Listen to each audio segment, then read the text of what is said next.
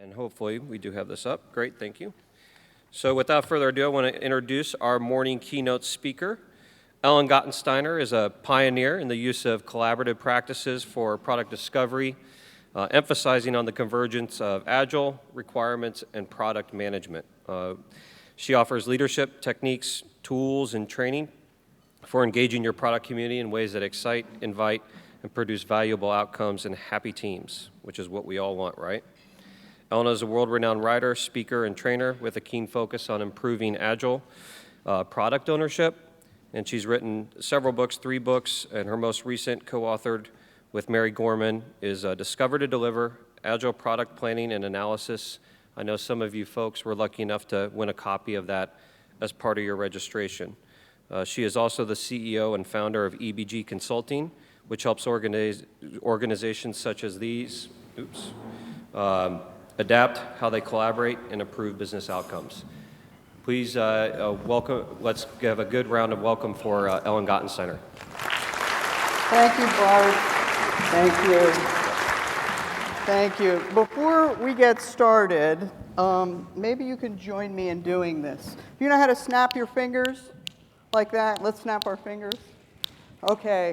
I think we want to try alternatively to a hand clap. Let's snap our fingers for Bart, Faye, and the team that made this day happen. This is our beatnik way of saying thank you. Okay, so let's kind of get our juices going here a little bit. I would like to do a little checking in on who's here. And I'm going to ask you some questions in succession.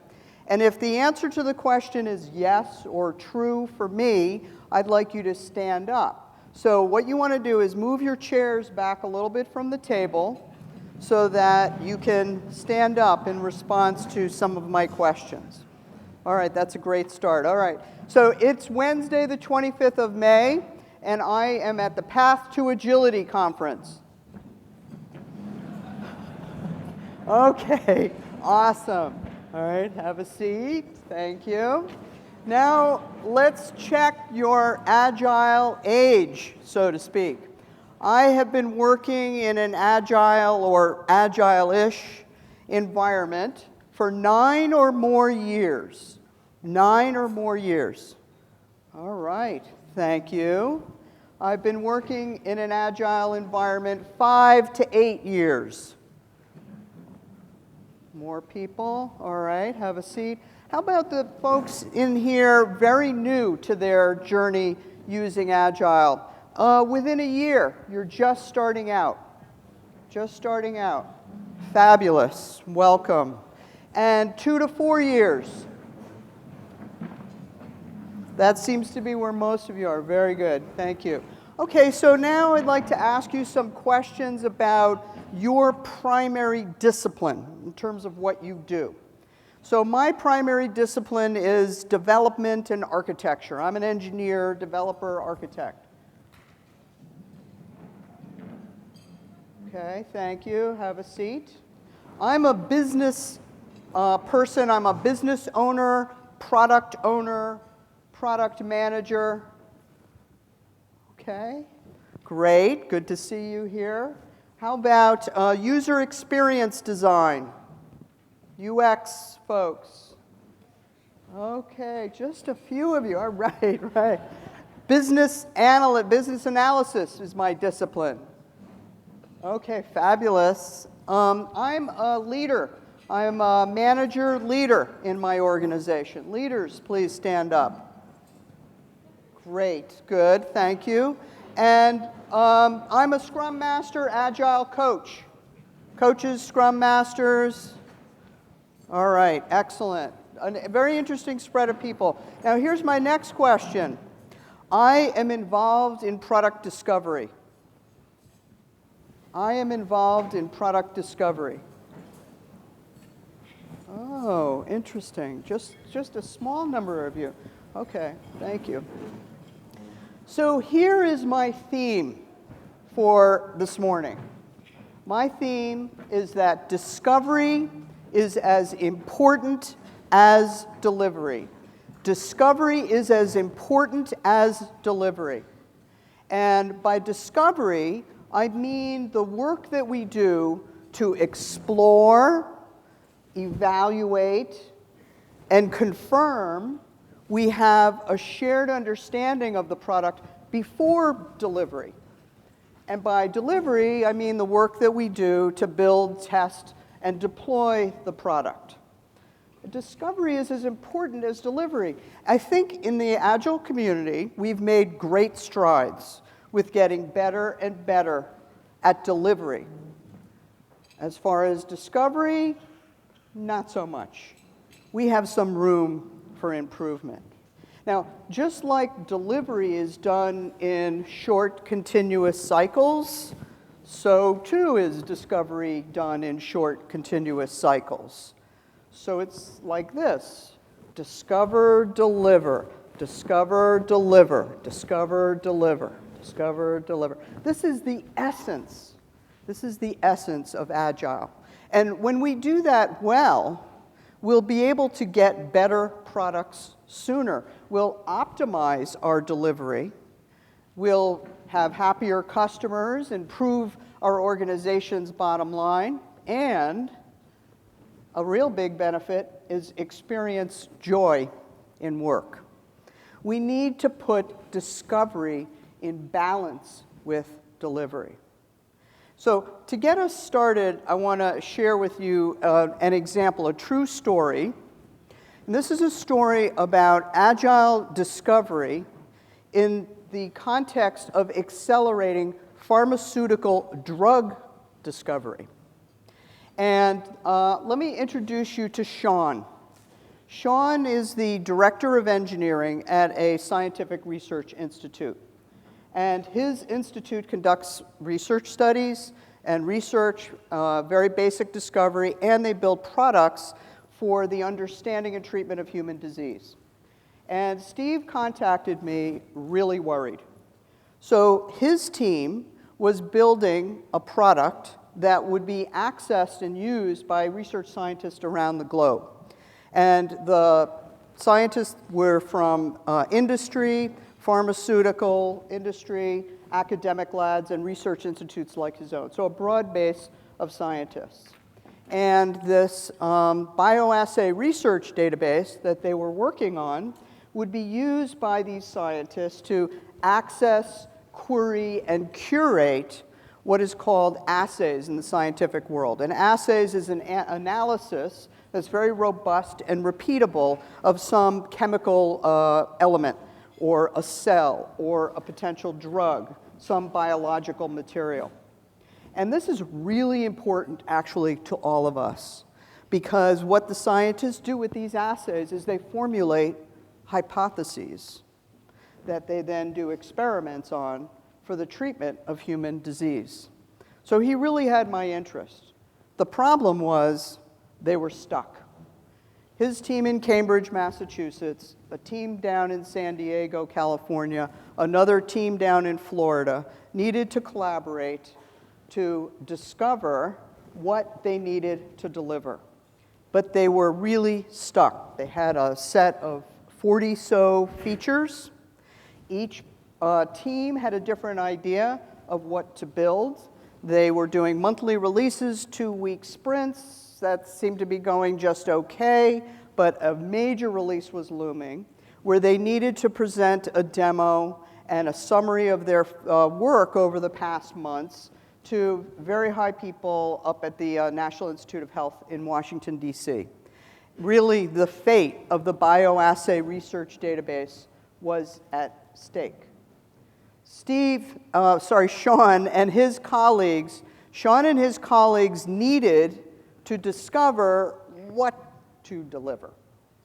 So let me leave Sean and the bioassay research database for a bit, and we will come back to them later to some of the things that they did to put discovery in balance with delivery.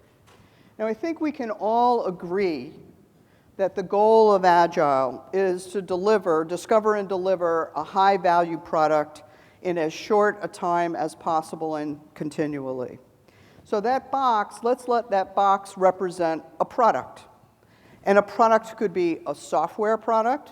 It could be a system with hardware and software, like a device. And it could also be a product that has services wrapped around it. For example, one of our clients is in the car sharing business, so there's services wrapped around that. So let's do a check. Push back your chairs a little bit, and let's see what kinds of products you work on. So my product is a software product. Could you stand if that's true for you? Most of you software. Okay, have a seat. Thank you. My product is a system. So I have physical elements to the product I work on. Just a few of you. Okay, thanks. My product includes services wrapped around it or with it. Some of you, yeah. Okay, awesome. Thanks. Now, the other thing about a product is that it could be sold commercially or it could be used internally for the operation of your business. So let's check out what that situation is for you all here. My product is sold. It's a retail product. It's sold commercially. Okay, maybe about 10, 15% of you. My product is used for internal operations. All right, most of the room standing up. Okay, now here's another thing that I want to ask you to do. Would everyone stand up now?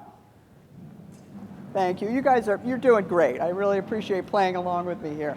Now, what I'm going to do is I'm going to ask you a question.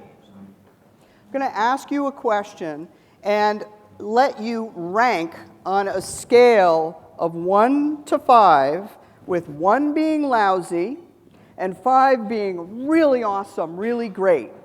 On the count of 3, fists in the air, close your fists, and here's my question. How well do I and my team do with discovery, with product discovery? 1, 2, 3. Fists in the air. So I'm seeing a lot of 2s, some 4s, 1, 2s. Quite a spread, but mostly 2s and 3s. I have some 4s. Fabulous. Thank you. Have a seat. So remember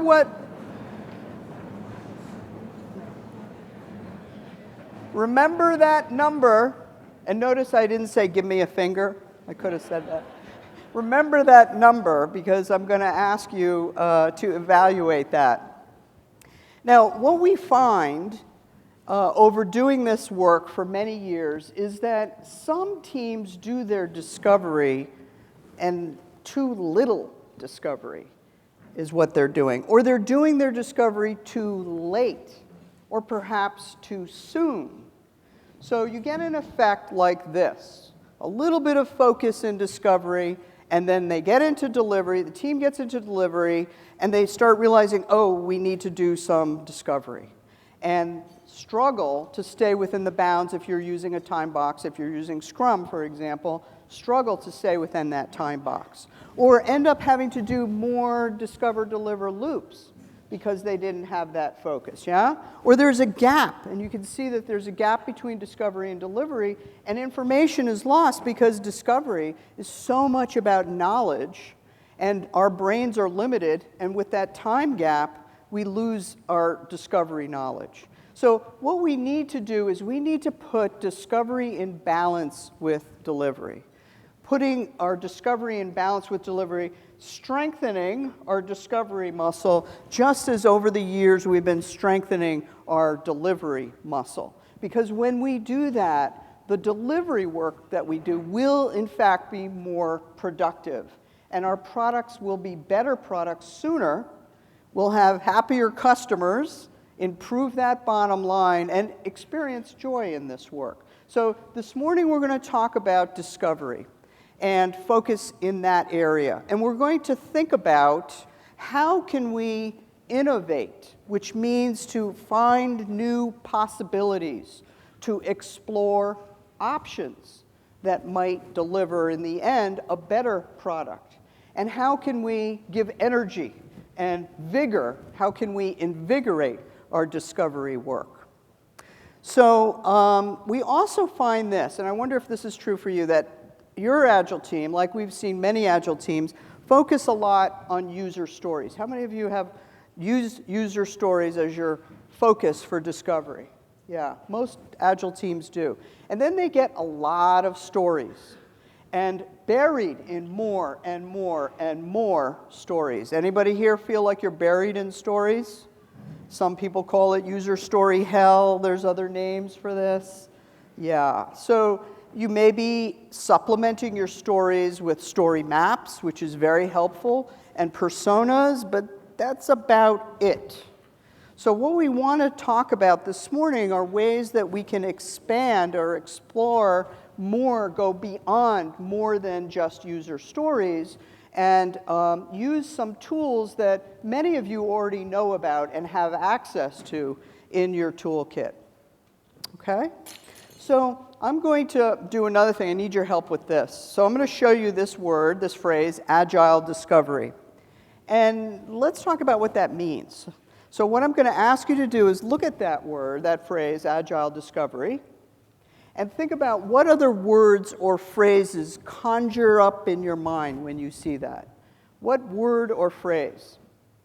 And on the count of 3, I'm going to ask you to yell it out as loud as you can. All right? Let's get some noise in the room. 1, 2, 3.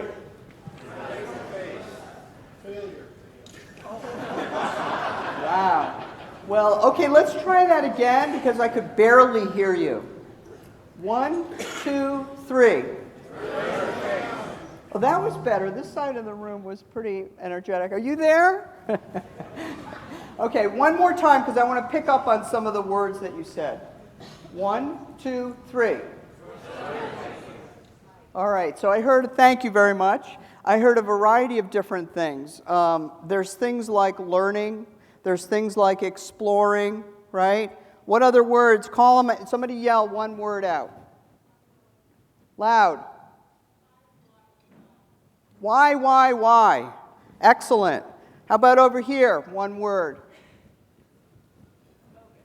Focus. Learning. Eliciting. Yeah? It's a very expansive type of activity. There's one word that I hope, and I didn't hear it, it's hard to hear them all at once, but I hope that I didn't hear it. I'd really like to band. This word is gather.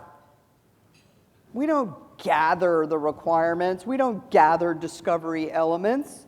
That is so passive. The best analogy for the problem with that term, gather, which I think we should ban that term, I heard from Tim Lister. And I'll elaborate this a little bit, but imagine that you have a little girl with a basket, and she's going to collect flowers on the mountainside on a beautiful spring day like perhaps today. And she walks up the mountain, and there's a flower, and she picks it up, and that's a requirement, right, that she's going to gather.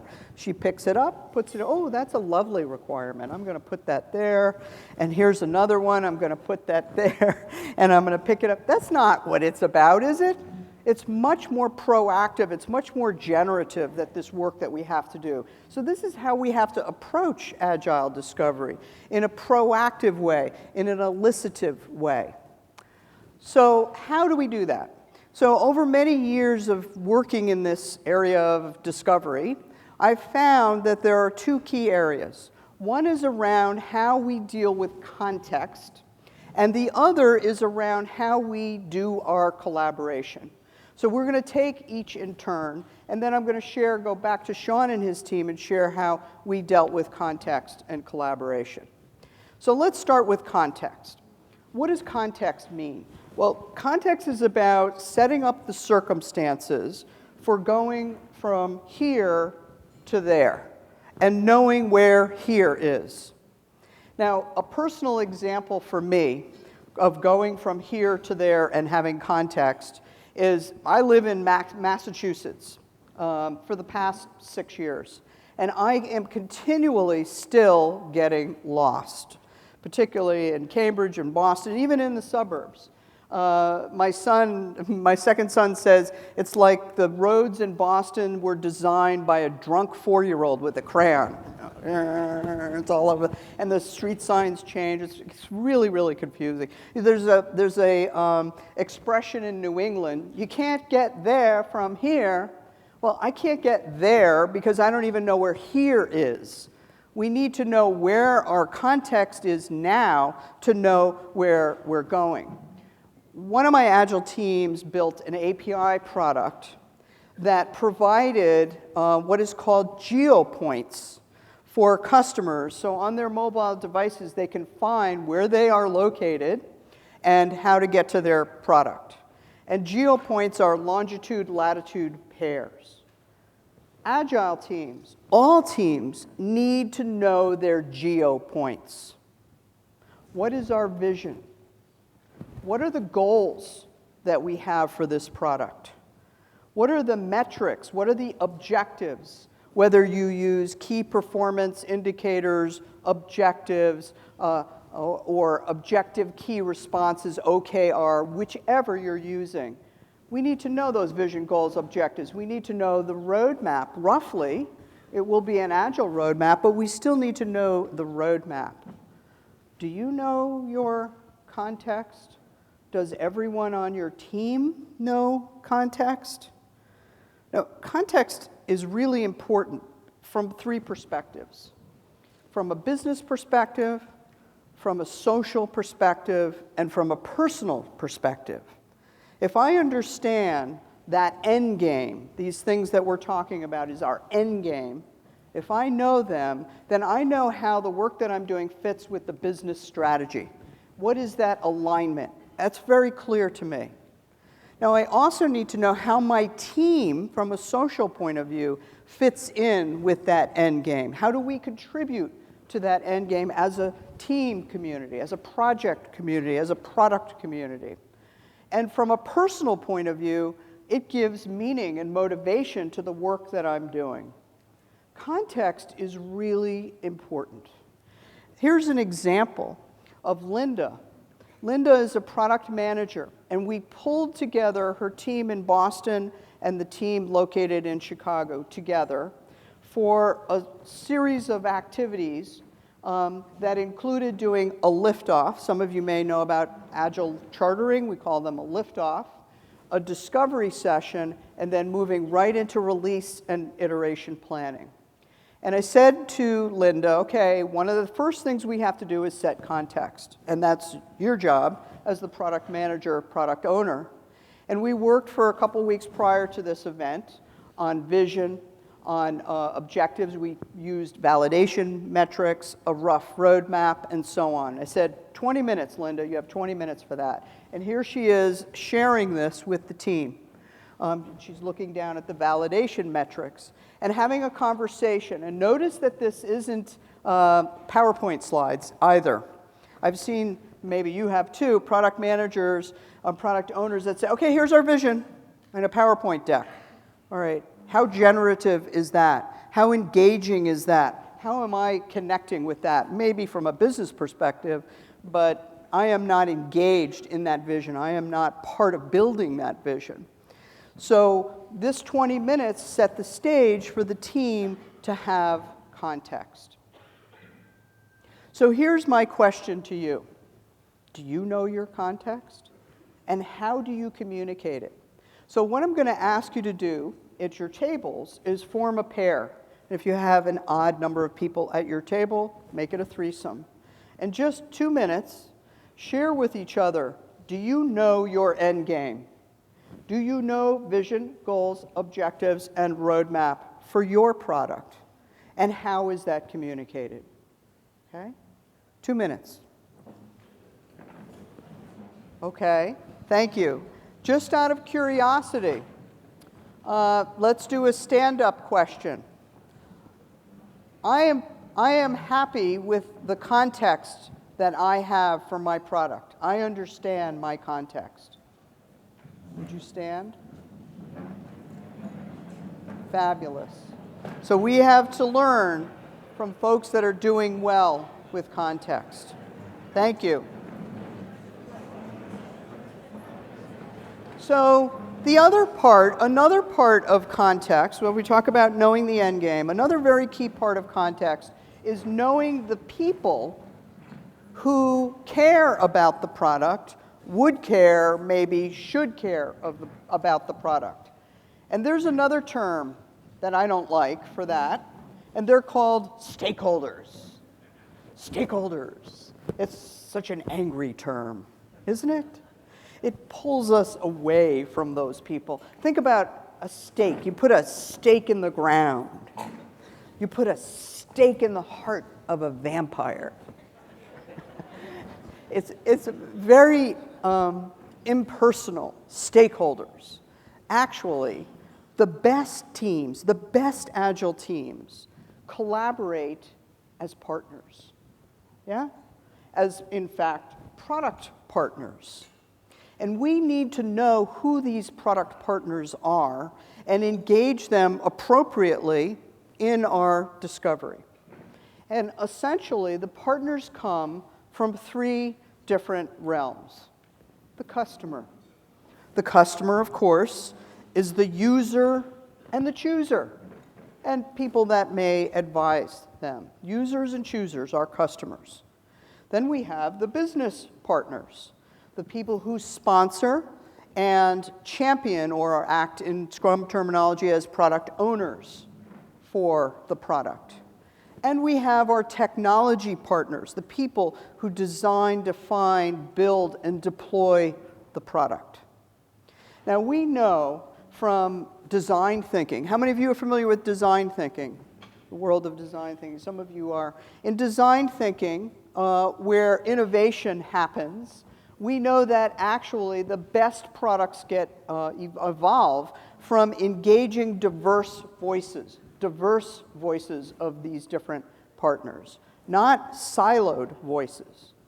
And the other thing is we need to understand who our partners are and what they value. And the problem here, the difficulty for product people, is that value is in the eyes of the beholder. Value is in the eyes of the beholder. So we need to know who our beholders are and what they value. Now, at its essence, if we think about value for these different partners, they are pretty much this. The customer desires a product that's desirable. They want a desirable product. Now here, of course, context really matters. Who is that customer? What is the life cycle of the product in terms of desirability? Yeah? So if I'm a young urban professional millennial and I need a mobile device, what I value might be the experience for the product. I'll pay more money for it, but the experience and the design of it might be important. But if I'm a customer who is having pharmaceutical treatments and liquid injected chemotherapy in me, I don't care about the experience. It's a pretty lousy experience. What I really am valuing is the correctness of the data, so the correct amount of medicine is going into my body. There's different views of desirability, quite different views. Context for the product is important here, to know what they value. And if we think about the business partners, they value viability of the product. And here again, the specifics depending on product, depending on market condition, depending on the life cycle of the product, that can vary. Viability might be, it doesn't always have to be about money from a business perspective. Yeah, it could be return on investment or economic value added. It could also be about reducing operational expenses. I suspect that many of the internal products that many of you stood up, that is what's important. Reduce operational expenses. Yeah? How many of you have that as something that's the viability of your business? A number of you raising your hand here. But viability could also be about brand projection. It could be about reducing the cost of delay of getting the product on the market. So again, viability will vary depending on product, and we need to know what that is. What are those value considerations? And typically, from a technology perspective, our technology partners care about a product that's feasible. Again, specifics will vary, but can I build the product? Can I deploy it? Will it be portable as the product grows through its life cycle? So we need to understand what these different partners' value considerations are. And another tricky thing here, remember we're doing discover, deliver, and as time goes on, what our partner's value may change. So not only is value in the eyes of the beholder, but value can change with time. So as we go through these cycles, so we need to check in with what is valuable. Here's an example of a wall on from a discovery workshop where we just put it out there, put it up on the wall and made it visible. So you see on the left side, some people call this the value corner. We have vision, goals, objectives, there are dependencies and a roadmap. That's the stuff that we first started talking about, the end game. And then in a very short period of time, less than 20 minutes, the partners, and there were partners from each of those three realms, customer, business, and technology, they came together and listed, okay, who are all the partners in those three realms, and what are their value considerations at this point in time?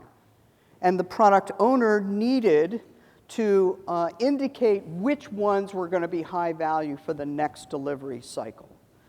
So very quickly, you can expose this information.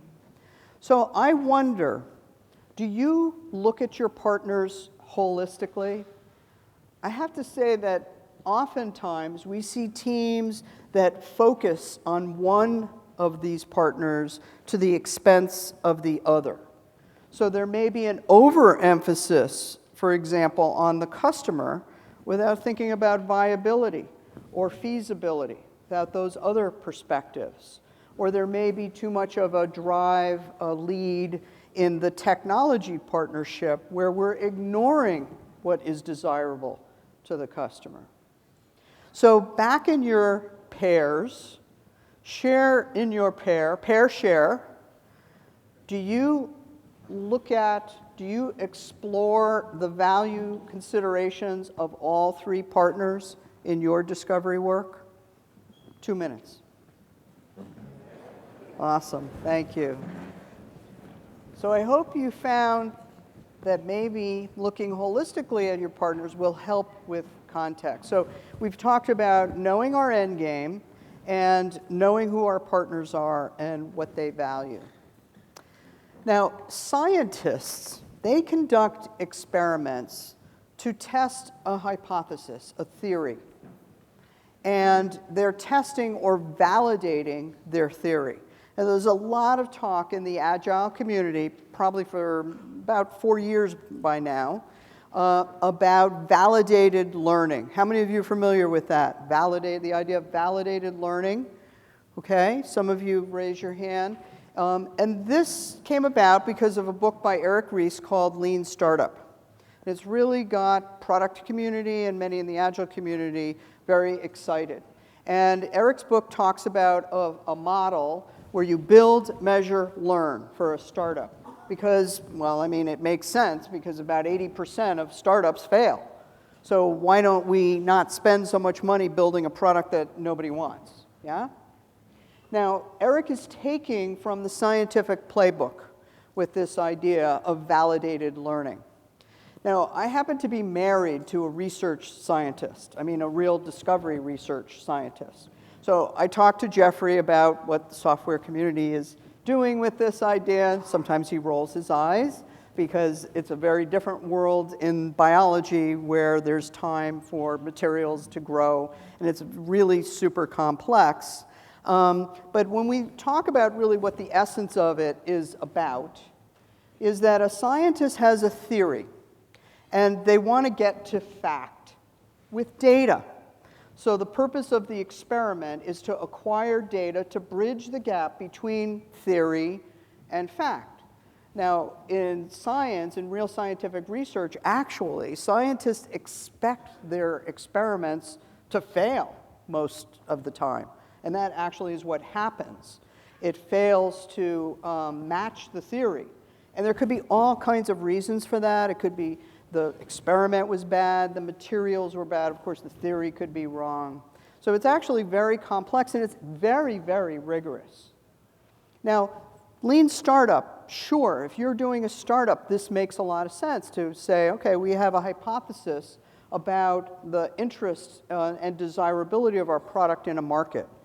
But we need to also be thinking about doing this with our more mature products to validate our assumptions about those products. I mean, really, if you think about your backlog, however big that backlog is. You have features and epics and sagas and stories in your backlog. But in fact, those backlog items are a set of unvalidated product options. That's really what they are. The backlog is a set of unvalidated product options. So why aren't we testing our assumptions about that before we expire and get into a lot of discover delivery cycles? That actually is a lot of what discovery is. Let me give you an example of this. Are any of you here familiar with, in the world of user research, a Wizard of Oz experiment? A Wizard of Oz experiment. You ever heard of that? Well, you know about the Wizard of Oz, right? Everybody knows about the Wizard of Oz. That mean wizard. And when Toto pulled the curtain, there was a human being operating that wizard that was yelling at Dorothy and her friends. So here was the situation. Wayne was asked by the leadership to build a feature set because there had been a recent acquisition, and there would be, from a viability point of view, operational savings if he took on this feature in his backlog. Now, he was a bit concerned about this because the business partners said, yeah, we have a viability, it'll be less expensive for us to produce, to serve our customers with our product. But on the other hand, the customer experience, Wayne's thinking, the customer experience is going to be degraded because it would cause inconvenience. Sure, they could get the product for a lower cost, but the price would be lower, but it would cause them some inconvenience. So he didn't want to just go into having multiple releases of implementing this.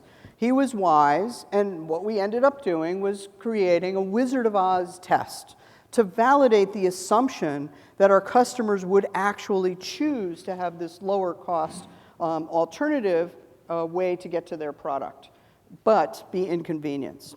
So in the Wizard of Oz test, it was actually very simple. When a customer touched their screen and requested to set up for their usage of their product, a pop-up came up on the screen and gave them an offer for a lower price. And instead of actually all the software having been built to do this, when they touched that, a text message went to Wayne. And he immediately called them to set up the service. The product's a combination of service and tangible assets and software. And he would do some interviewing of them he was actually doing product market fit because he was looking at price points. And we picked a particular market segment in a particular location in a series of 3 weeks. And this subset of customers did get the product, which also meant that there was manual work that had to be done, where we learned a lot of things about how difficult it would actually be to implement the product, not just from a software point of view, but from all the services. So this was a way to validate the assumption that we would really have customers who wanted that product and what it would be entailed to actually operationalize it. This was a very wise thing to do. And it changed how the actual features and capability in the field worked. So, do you do that? Do you validate your assumptions about your product options in the backlog before going into your discover, deliver cycles? When was the last time you conducted an experiment? 2 minutes. Talk to each other about that.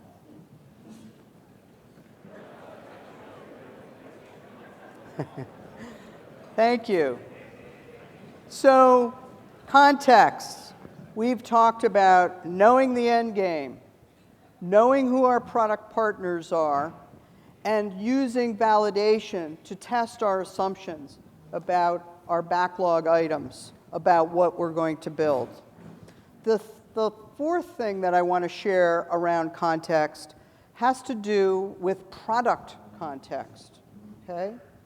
So some Agile teams, in fact, many Agile teams, focus on user stories. And you know that a user stories has a canonical form that most people use. As a user, I need to do some action so that I get some benefit. Yeah?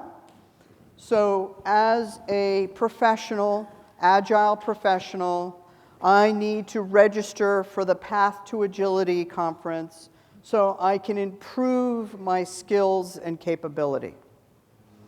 Is that enough context for a team to build that part, that slice of the product? Is it enough? Is it enough on your teams? Sometimes it's not always enough to have a broad understanding of what the story is really about what the product needs are about. And I'll give you an example. I recently worked with a team that, they used user stories, but they were stuck with figuring out how to deliver a release in 6 weeks for their user conference. And so they did their typical thing where they had a story writing workshop, which you'll see why I dislike that term, story writing. And I came in to work with them on this. And we said, okay, let's take a look at those stories and array them in sort of a very, very rudimentary story map. And the map, as you can see here, has things like searching and viewing and previewing and copying and editing and submitting, those kind of things. The team was just stuck with, well, how are we going to, what do we do with these stories? How do we slice the stories? How are we going to deliver it incrementally? And so on. And then I started asking questions in the conversation. Well, these are verbs that act on something. They're acting on data.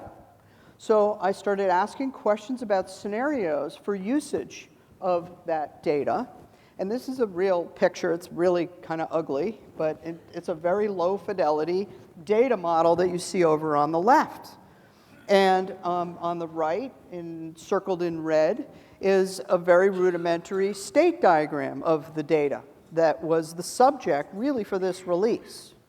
And immediately the conversation shifted, the energy in the room changed, and the team was able to start to do the planning work that we needed to do. So we expanded from thinking of just the actions to thinking about the data.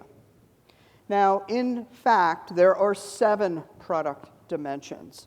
Our user story focuses on the user and the action, just 2 of them. So let me share with you these 7 product dimensions. There is the user dimension. And the user dimension is about the people, the systems, and devices that interact with the product. The user dimension is about the people, systems, and devices that interact with the product. Then we have interface. The interface dimension is about connection. So the product connects to those users through interfaces. And we have, of course, action. Notice it's green. We use colors semantically. And that is the capabilities and behavior that the product provides to user, action dimension. There's the data dimension, which is the important data and information that the product retains. And there's control dimension. So the control dimension, as in the stop sign symbol indicates, is about business policies and rules. Business policies and rules that constrain action or they insert structure in the data. Yeah? The control dimension. We have the environment dimension. We need to know the environment of use. Where is the user when they're interacting with the product? What is the technology platforms for the operation and development of the product, both hardware and software? And for a few of you who are working on a physical product, these are the component parts. This is the operation and development of the product, the component parts. So we're talking about the environment dimension. And there's the quality attribute dimension. Oh, the quality attribute dimension. It's like the last child in the playground to get picked. Everybody forgets about the quality attribute dimension until later. They're often lost, forgotten, and misunderstood. What are we talking about here? Quality attributes are the properties that constrain the product's behavior and operation. These properties are incredibly important. They can make or break your product, like little things, you know, security, usability, reliability, performance, testability, and so on. There's 17 of these. Now, we need to understand holistically the product. The story is a really good starting point if you have user stories, but we need to understand all of these dimensions. And notice that it's really helpful, we've found over many years, to use these symbols and colors because they cross geographies and language. So the 7 product dimensions have been extremely helpful all around the globe in discovery conversations.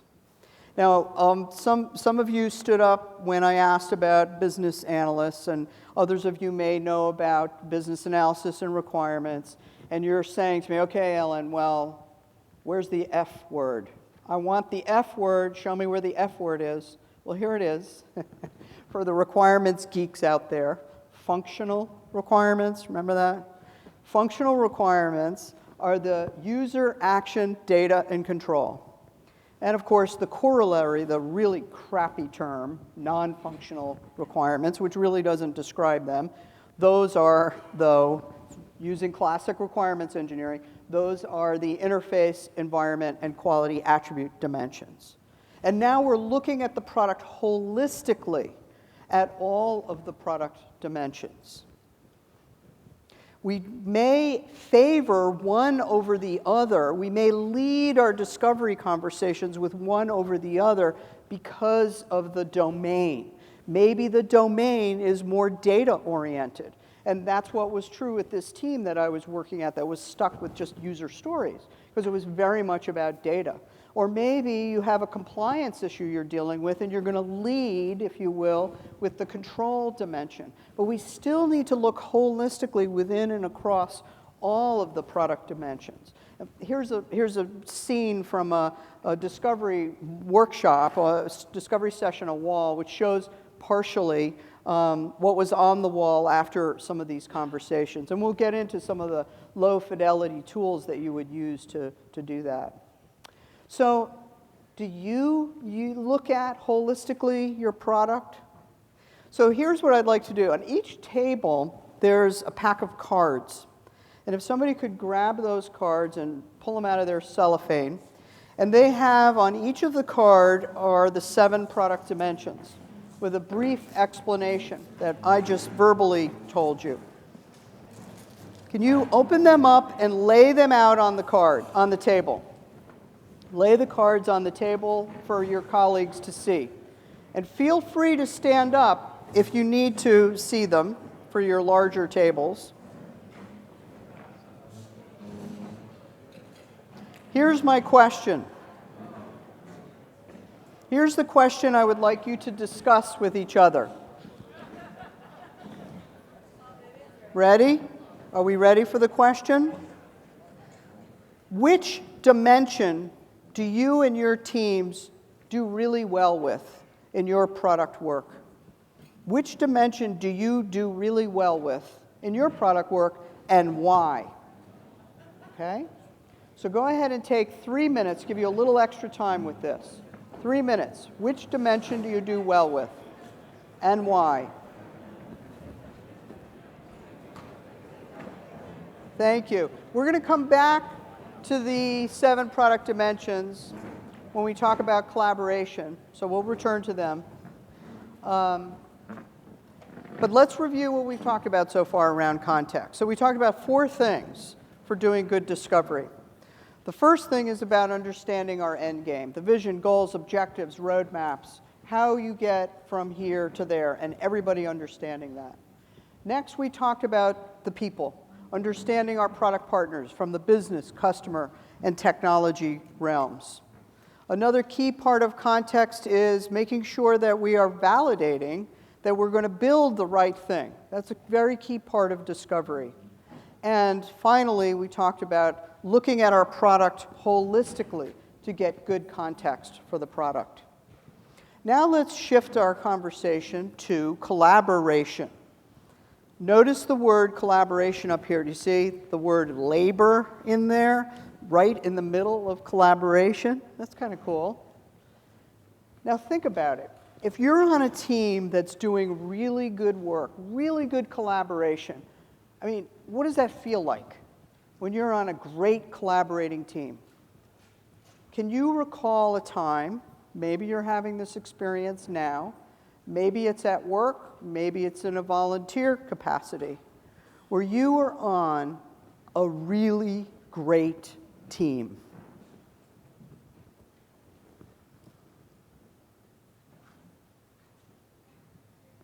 Bring that into your mind.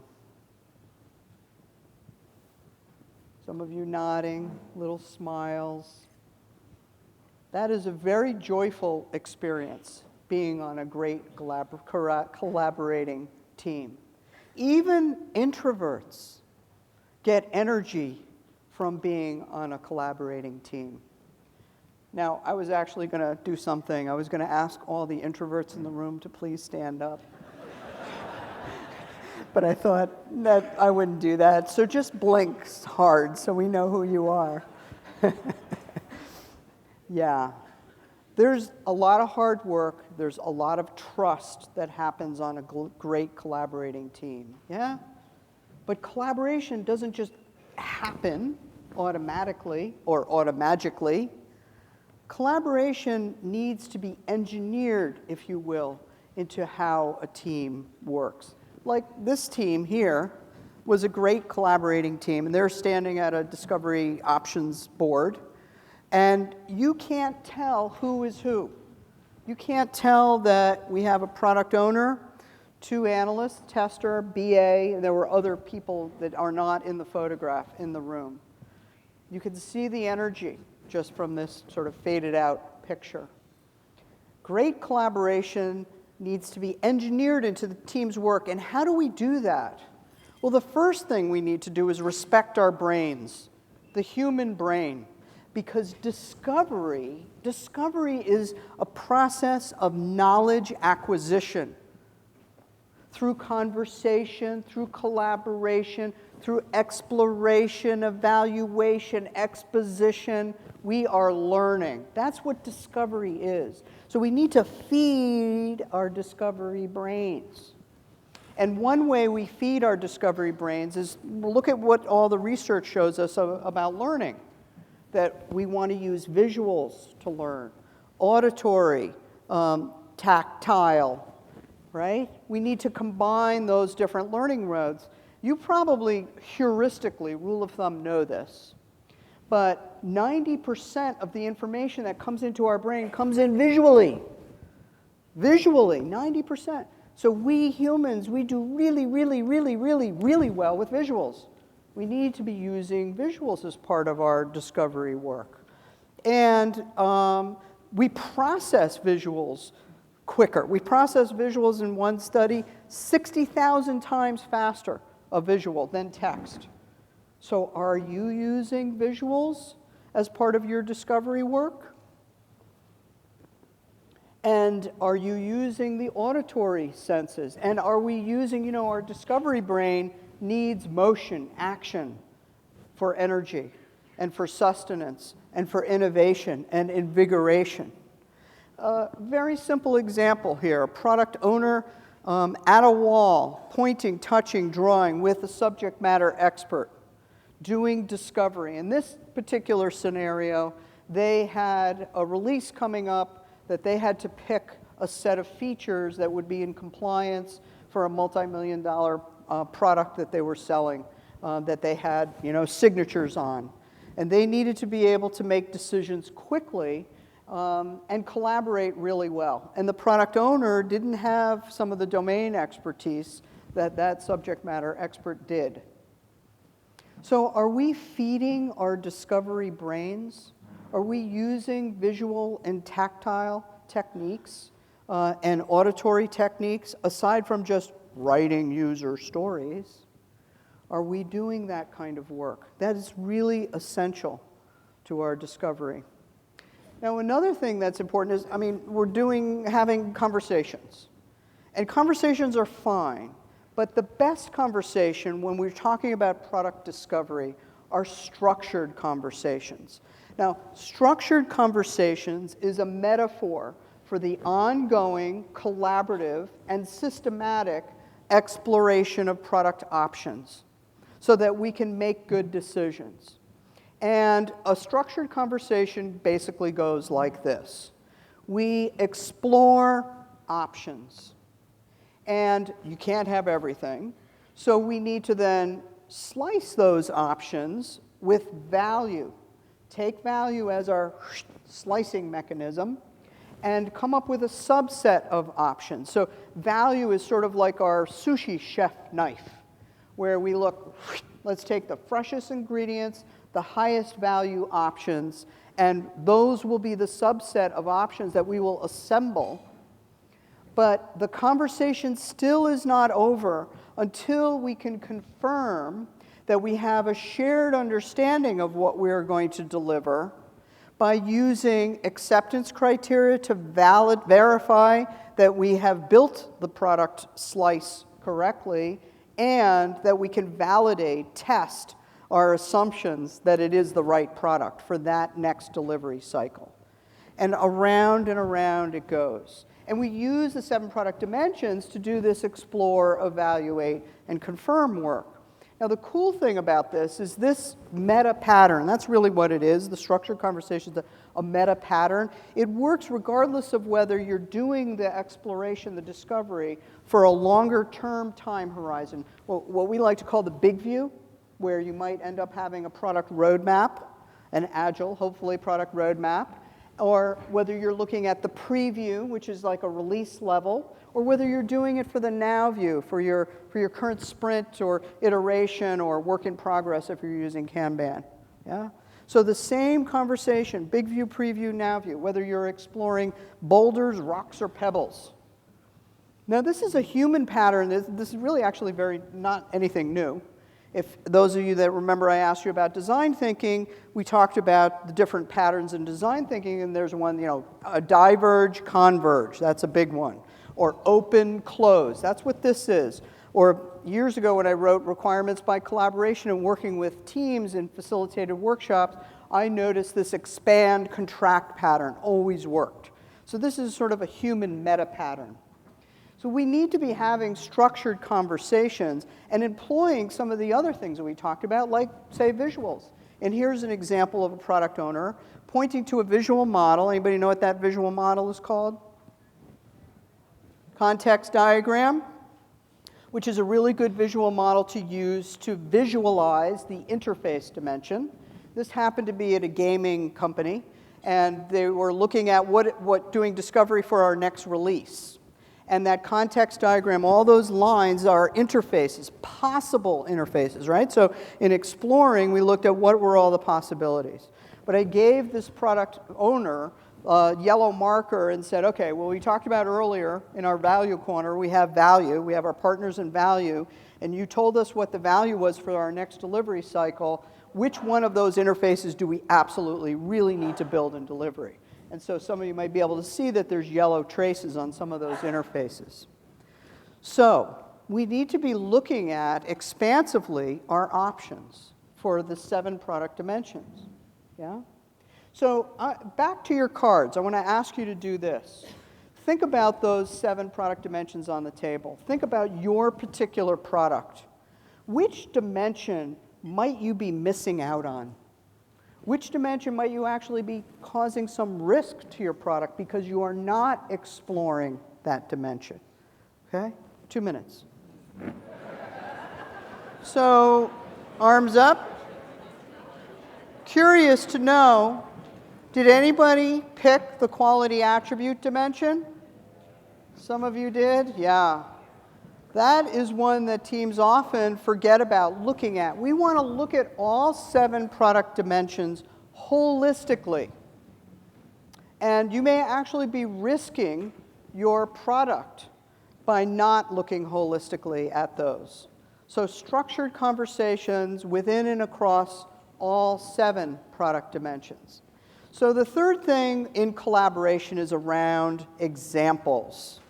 Examples bridge the gap between reality and what the customer is actually going to use. Some of you probably already know about or are using behavior-driven development, acceptance test-driven development. Show of hands. How many of you are using some of the tools to do BDD or ATDD? Both of those terms, some of you are.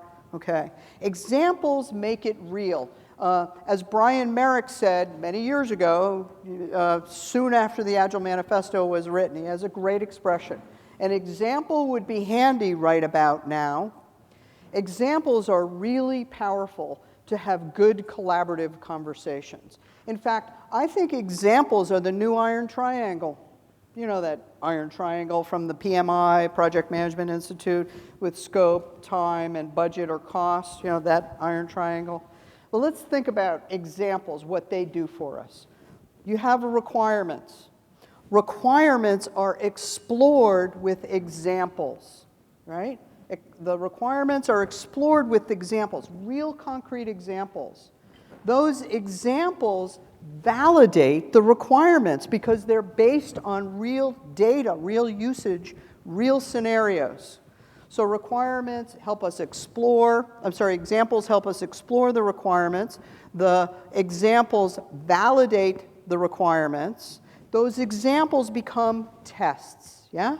The examples become tests. Those tests verify the requirements. Wow, that is like a really cool double whammy.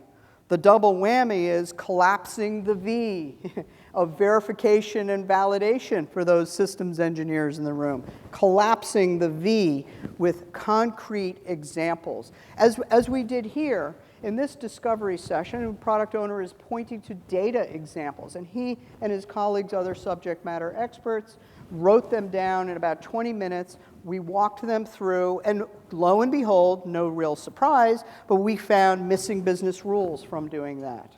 We also did something my friend Chris Matz talks about, break the model. The real examples broke the model of the conceptual data model, and again uncovered things that we hadn't known. It enabled us to do very fast discovery. So let's summarize collaboration. Collaboration is about feeding our discovery brain using text, visual, auditory techniques. Collaboration is also important to have and use structured conversations to explore, evaluate, and confirm our shared understanding as we go through discovery. And also using examples to make it real, to both verify and validate. So good discovery includes doing these things as part of collaboration. So let me turn back to Sean. Remember Sean, bioassay research database? They're stuck. What did we do? Well, first we needed to do some context work. So we worked with the product owner to clarify vision, goals, and objectives, particularly two months out. We also looked holistically at the partners. And one of the interesting things that ended up being a big breakthrough was when we looked at the customer partner and we looked at the user, the options, the alternative users, the team realized that they were all thinking a little bit differently about who was the important users. You see, because these scientists they could serve, they could be medicinal chemists.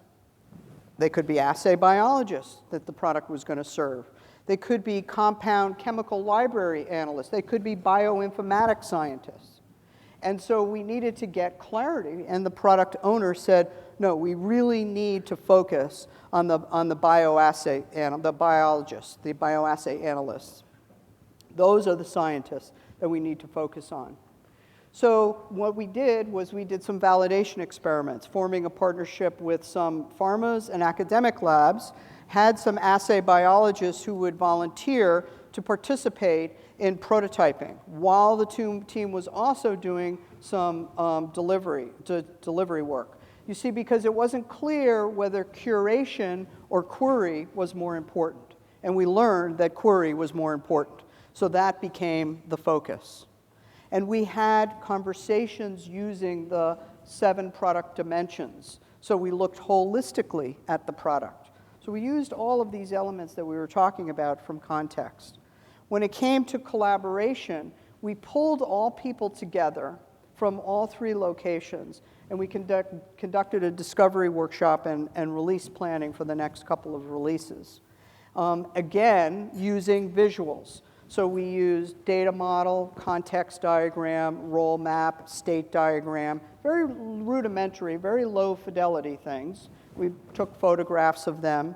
We engaged with assay biologists as product partner and other subject matter experts, and they created concrete examples. In fact, one of the photos that I showed you before of the data example was from that very workshop, and did this using structured conversations.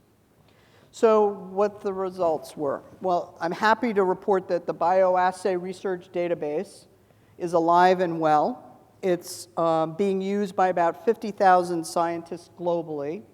And this product, which is continuing to expand, has about 3,000 assays in it, about 4,000 projects, and accesses 35 million compounds. And there's a very active user community in the scientists, and they're expanding the platform and doing some predictive analytics and visualizations for the scientists so they can form hypotheses to understand and treat human disease. Sean and his colleagues needed to discover what to deliver. They needed to put discovery in balance with delivery. Discovery is as important as delivery. And when we do this, we need to put discovery in balance with delivery. We'll get better products faster, and our delivery will be more productive. We'll have happier customers and improve the bottom line and experience joy in work. So let's invigorate and innovate your discovery practices. Thank you.